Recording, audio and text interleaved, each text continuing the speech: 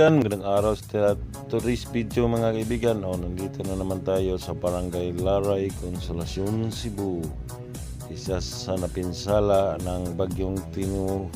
Umaapaw talaga ditong mga river ditong banda mga kaibigan. Tingnan nyo yung mga basura nandyan sa gilid ng kalsada. Hindi pa nakuha. Mga basura yan mga kaibigan. Itong river na to dito mga kaibigan, hindi siya masyadong malalim. Kaya itong banda na to, yung kalsada na to, halos lampas ng tao ang tubig dito. Oo, lampas ng tao mga kaibigan. At siguro maraming sasakyan din ditong nasira ng dahil ng bagyong Tino. Itong Barangay Laray, tingnan nyo sa kilid-kilid ito. Marami pang mga basura. At dyan yung mga punong saging dyan sa kaliwa, urot, ubos lahat mga kaibigan. Ubos lahat. At ang mga bahay-bahay, mga bahay dito banda mga kaibigan, sobrang daming lapok, mga putik. Dami din ditong mga motor na nangasisira at magkabilaan yung mga basura mga kaibigan. Sa bagyong Tino, sa umapaw na river. May mga sasakyan din dito nasa tabi mga kaibigan. Ayan, sasakyan na yan, lumubog yan sa tubig. Lumubog sa tubig mga kaibigan. Daming mga sira dito. Siyang banda na yan, magkaliwaan yung mga basura, sobrang dami. Yung mga putik nandyan sa gilid ng kalsada, hindi pa naubos. Sa laki ng tubig. Dito marami dito mga sasakyan mga kaibigan na nasira. Nasira mga sasakyan, mga motor. At marami dito din yung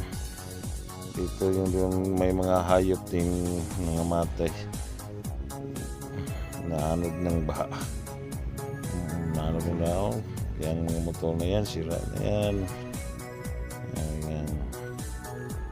Sobrang dami dito mga kaibigan. Daming sira dito. Barangay Laray ito, Sitio Laray o Barangay Laray ba to? Laray Consolacion. Kaya ang title ng video na to mga kaibigan, Laray. Laray. Kaya naglaray mga sasakyan ditong nangasira. Laray. Kaya Laray itong title nito. Sobrang dami dito mga kaibigan. Lalim dito ng tubig mga kaibigan. Pati yung dito sa training center ng PNP, pasukan din ng tubig mga kaibigan sa mga putik. Dito pang mga ibang sasakyan sa tabi-tabi, naglinis ang mga sasakyan ditong banda. Okay, alright mga kaibigan, shout out sa inyong lahat at maraming salamat sa patuloy niyong pagsuporta. Peace po sa ating lahat mga kaibigan. Sobrang isa ngayon mga kaibigan, ang weather dito banda, sobrang init. Alas 9 pa ng umaga. Diyan PNP Training Center. Yan yung pinuntahan ni GC Robredo na crash yung sinasakyan ng helicopter. Dito banda, sobrang init. Kaya pagpasensyahan nyo na pag against the light yung video natin. Kasi nakaharap tayo sa araw.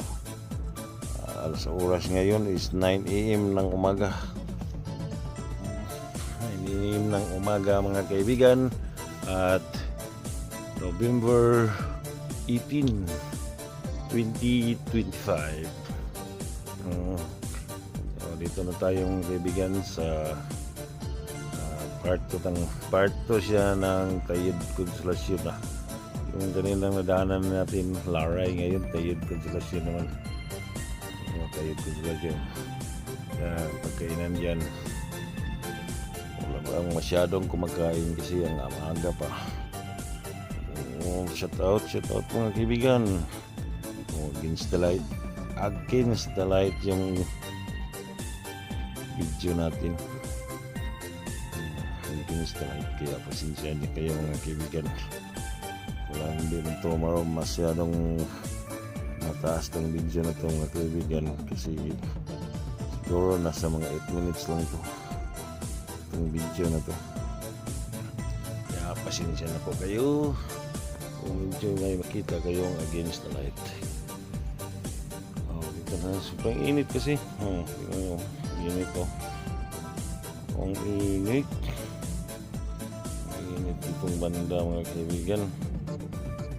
Dito mga kaibigan, hindi na to napiktuhan ng baha. Kasi malayo-layo, medyo nasa taas to eh. Nasa taas to, kaya hindi na masyadong na piktuhan ng baha. Kunti lang tubig dito mga kaibigan. Hindi siya malalim. Hindi kagaya doon sa nahan.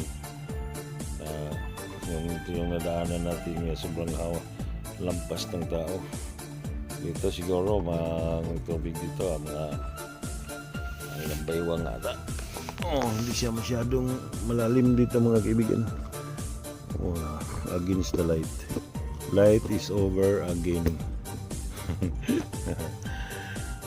Dito na itong part ang barangay tayo sa Cotabato kasi mga kaibigan na medyo malaki yung sakop ng barangay na to.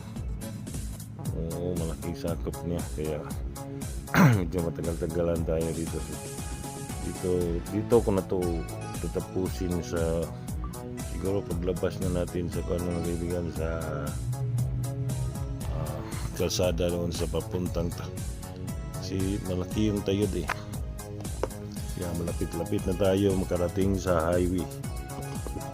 Malapit-lapit na tayo makarating sa highway mga kaibigan.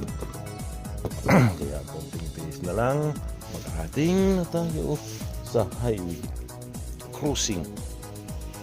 Makarating na tayo sa crossing mga kaibigan. Itong banda mga kaibigan, tingnan nyo, yung unahan na yan ang highway. Kaya tiis na lang, tatapusin ko na itong video na ito.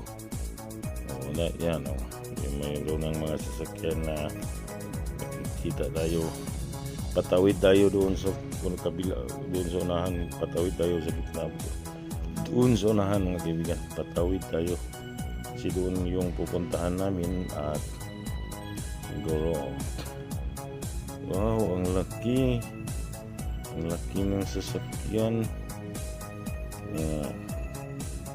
Malapit na ito mga kaibigan. Nandito na kami sa kabilang kanto.